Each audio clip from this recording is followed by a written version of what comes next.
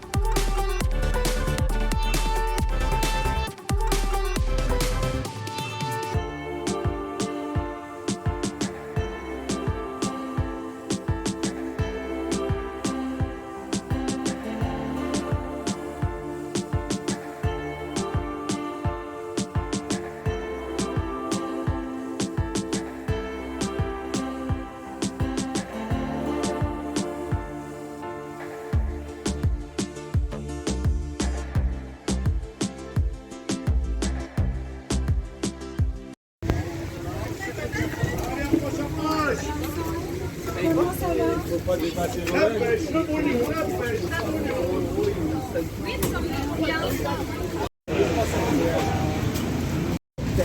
alors, 76, 2 et 47. Ouais.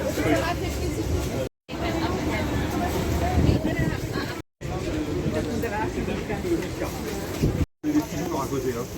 Mais il est clair que tu fais des petits cubes, les gens ils piquent avec un petit bout de côté. Du programme, c'est un 23 heures.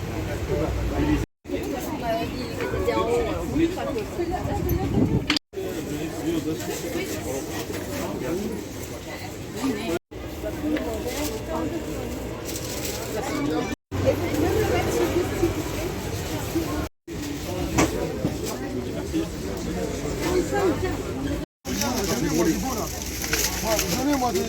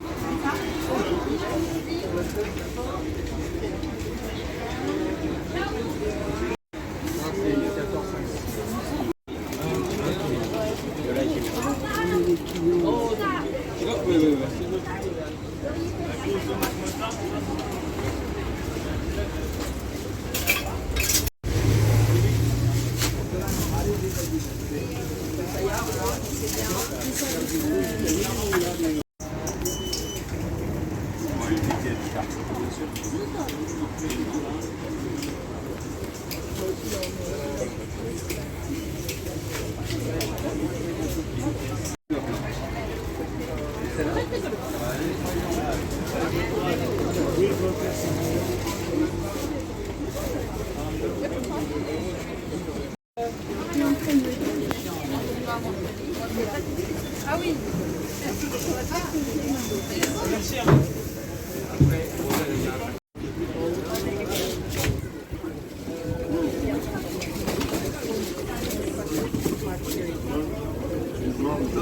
D'apprendre à parler.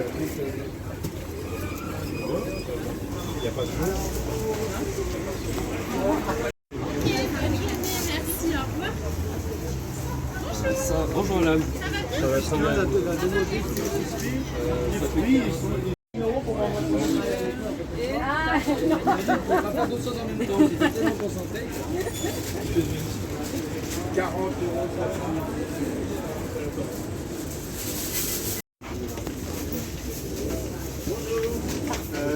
Sinon les petites olives. Oui, c'est ce que je dis d'habitude. C'est plus Et simple. là, j'ai essayé.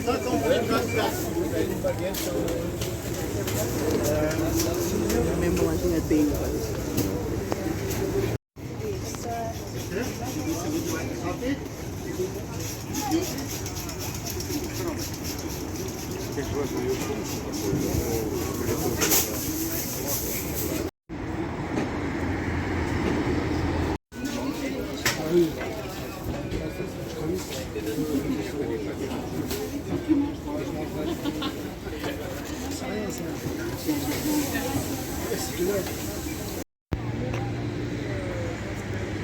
Et voilà les amis. Donc là je vais bien juste vous montrer le marché du président Wilson. Donc c'est le mercredi matin et le samedi matin. Et c'est au pied de parce que le musée Guimet est juste là. Là on a le palais de Tokyo qui est juste là. Et là il y a eu la tour Eiffel. Donc moi je vais prendre la passerelle pour aller, comme vous avez compris, au musée du Quai Branly, qui est juste de l'autre côté de la passerelle. Donc concernant l'exposition qu'on vient de voir, donc ce sont les bronzes royaux d'Angkor, et en fait on a l'histoire de la métallurgie au Cambodge entre les âges de moins 2000 jusqu'à nos jours. Et en fait on a donc une première partie où on a vraiment la technique de métallurgie importée par l'Inde, et donc le coulage de bronze qui s'est fait en cire perdue. Et on a donc on a quelques traces de ce qui existait avant la période Angkor. Et ensuite on a au tournant du 5e et 9e siècle la période pré-angkorienne. Et ensuite on a la période angkorienne avec la fonderie royale donc du 9e au 14e siècle.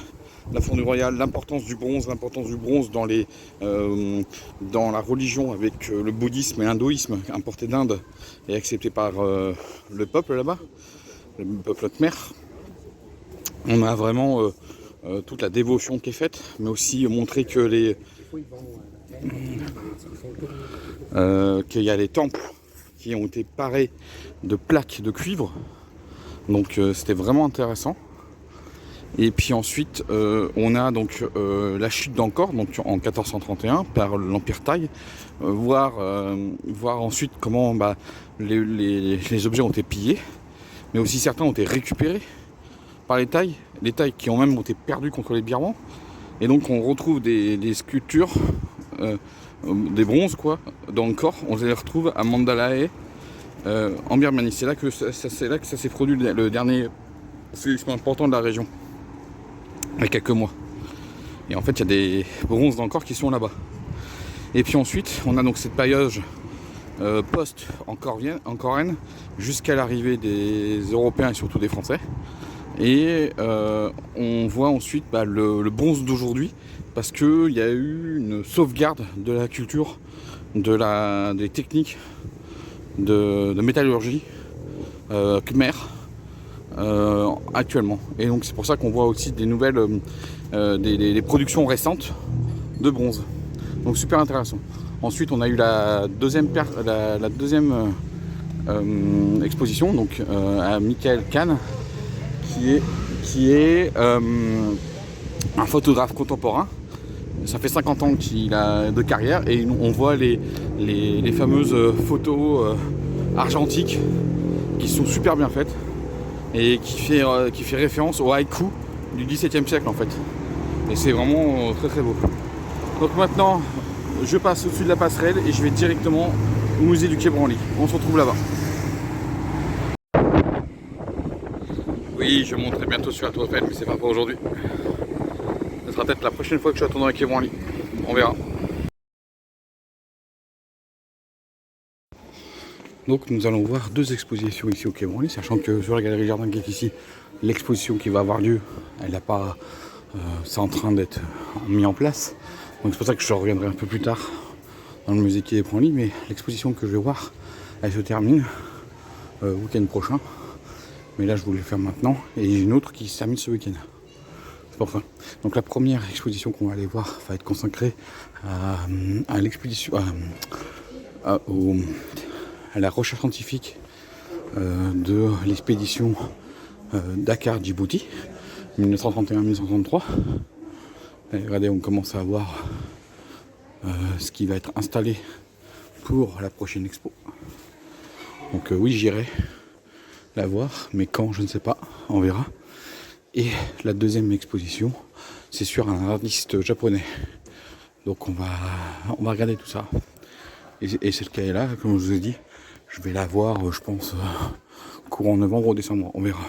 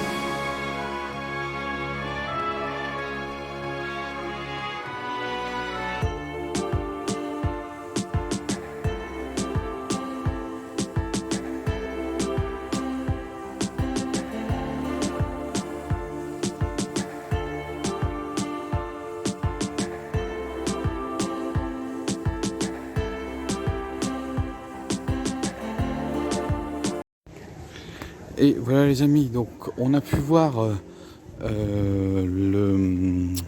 l'exposition sur la contre-enquête sur la mission ethnographique Dakar-Djibouti, donc qui a duré entre 1931 et 1933 cette mission ethnographique. Et on voit que une partie de la provenance des objets qui a été récupérée durant cette mission, elle n'est pas vraiment légale, hein. Il y a du vol. Donc c'est ça qui a été montré. C'est montré que certes, il y a une part d'objets qui ont été acquis légalement par cette mission, mais aussi une part d'ombre avec certains objets qui ont été acquis de manière illégale. Et c'est surtout aujourd'hui, qu'est-ce qu'on fait avec ces objets-là? qui sont actuellement détenus par le musée du Quai Branly, parce que c'est le récépissé du musée ethnographique du Trocadéro et ensuite du musée de l'Océanie, de l'Afrique et de l'Amérique et de l'Asie, qui était au palais à la Porte Dorée. Voilà, donc qu'est-ce qu'on fait de ces objets-là? Bonne question. Moi j'en sais rien du tout. Regardez la forêt de Beaumont, le jardin a maintenant 20 ans. Hein. Il va bientôt avoir 20 ans, c'est l'an prochain que le musée aura 20 ans. Et ensuite, donc c'était une très belle exposition. Et ensuite j'ai vu l'autre exposition sur Taro Okamono. C'est lui qui a fait ces fameuses sculptures pour l'exposition de 70 à Osaka. Et franchement, c'est son histoire parce que il a cet artiste japonais, il a déménagé en France quand il avait 18 ans. Il est resté une dizaine d'années, donc dans les années 30 en fait en France, en 1930. Et ensuite il est revenu au Japon au moment où il y a eu la Seconde Guerre mondiale. Il a eu le temps de rentrer. Il s'est fait mobiliser. Malheureusement ses œuvres d'avant-guerre ont été détruites. Et ensuite après-guerre, donc lui il a survécu. Et voilà, il a complètement développé son goût artistique jusqu'à sa mort en 1996. Et c'est un artiste majeur japonais du XXe siècle. Et on voit là sa sculpture lors de l'exposition de 1970. Donc c'est une petite exposition pour connaître les années 30 aux années 70. Vous voyez, cette forêt, elle a 20 ans, quoi. Moi, c'est une forêt urbaine, moi je vous le dis. On va aller faire un petit tour encore de l'autre côté, je pense.